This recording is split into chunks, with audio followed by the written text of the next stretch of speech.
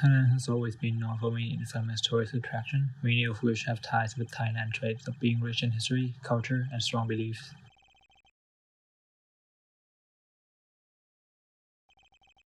The tourism industry spends lots of effort to preserve the places and to continue its legacy, and in return, it generates massive income every year. But many problems and factors arise with it. Like many locations on Earth, it is unsustainable. The CO2 emission from this sector contributes to a huge amount to global warming, causing a more frequent disaster each year. And even when the industry is struck by these disasters, we still have to keep calling for more. As a result, CO2 emission is one of the major causes of us destroying the forest, whether it is a direct or indirect cause. People should be aware of the land and know how to preserve it.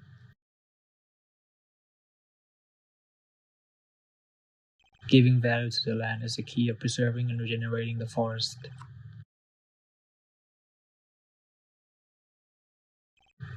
But do we truly know the value of the forest? Or do we value more? Making money or preserving the land? What would make us want to contribute to this? The nature of people requires a cause in order to do something. Thailand is a country driven by history and myth.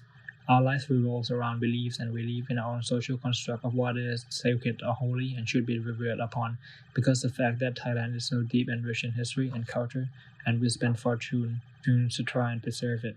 The history, the myth, and the story told through generations, and we believed it. And that is our cause. Our belief in these things are the cause. Then why can't the same be done for the trees and make a cause in preserving them? We constructed architecture and monuments for our root of beliefs, and people would come to worship them. And we would wish for health, luck, wealth, prosperity, and sometimes we feel like it is fulfilled. We saw the response, so we believed it. So, the tree respond? And if trees responded, would we have belief in them as we believe in other things? Trees have a way of communicating to each other using a fungi, which they use to transfer nutrients, send distress signals for situations such as drought, disease, or insect attacks. Each individual tree which result in the landscape would react to the situation, but in an ultra slow motion that is tree time, but we have a hard time reading it since we only see a freeze frame of the action. But do they also send us signals? And if yes, what were they trying to say? Are they crying for help? Are they warning us about something? Or are they simply just gibberish?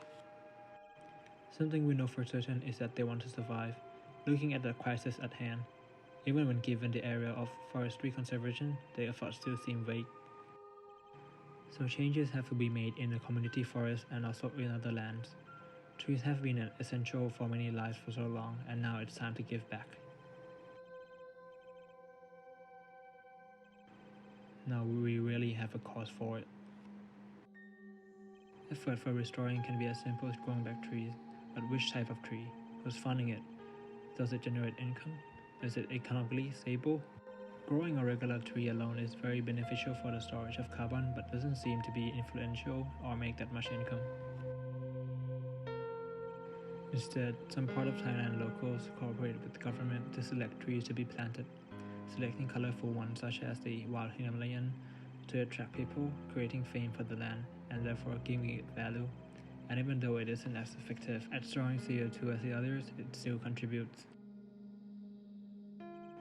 Naturally, many of Thailand's forests already have a desirable traits for carbon sequestration. Some are located in the south, but majority of it lies in the west and northern Thailand. But like many other places, the issue lies within the aspect of action of human and the overall management of the land. Forest lands are cleared for many different purposes, but are largely for agriculture in the specified area, resulting in a loss of carbon storage.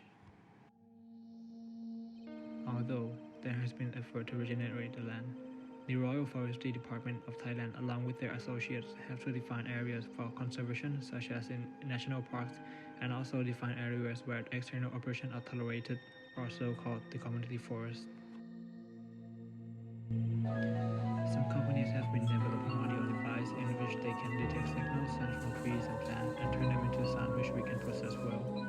give a unique response to a different situation as simple as touching it. If this methodology could be emphasized, our relationship with the landscape can grow stronger, as we are not only enforcing our will to the landscape and trees, but we can also be at the receiving end of the communication. This is a cause to believe in, plus we are even certain on the benefit it has. When the relationship between us and the landscape strengthens, the economy even have a possibility to shift towards the development of the landscape, because now a tree is imminent. This can give massive funding and effort that contribute toward the path to negative emission. People come to the new land to experience a new form of interaction with nature, not just as a tourism destination, but a place we have mutual respect for. Trees have other needs other than just to survive, grow, and flourish. Trees have complex social structure and unique character, and each serve an important role in the ecosystem and tells their own story. It's not just us who give importance to the banyan tree. We have a unique connection with it. We treat it especially well, and in return, we believe the tree will give us luck or lottery. With all the big trees, other plants and trees also give importance to it, as it looks out for other trees, share nutrients, and give warning when danger approaches. Reckless young trees do risky action with leaf shedding, light chasing, excessive drinking, and damage themselves. Crown princes wait for the old monarch to fall so she can take their place and rise to the full glory under the sunlight. Those messages and stories can be transformed into sound which we can now perceive, and these messages, in a way, will alter our behavior and actions toward them. This can be the land where us and the trees coexist in harmony. We read the language of the trees and we know our role in the land and their needs, and in return, they provided us shelter and the necessities for living healthily. In the speculative land, the tree social structure will become more prominent to us as we now communicate and understand it at a certain level. Trees, just like humans, look up to a single tree, often the most sacred or oldest tree in the area, as a middleman for communication. In this case, the banyan tree is the most obvious one, where humans are already trying to communicate with it. In the future, the communication of trees has led us to understand the information of how to live together with them in this world. With hope that when we understand it, we will know how to preserve or how much we can cut it down. People will be able to control the act of our deforestation, as now we will have trees to look up to. Our actions will not be based on another human's word, but from a more reliable source, which are the trees themselves.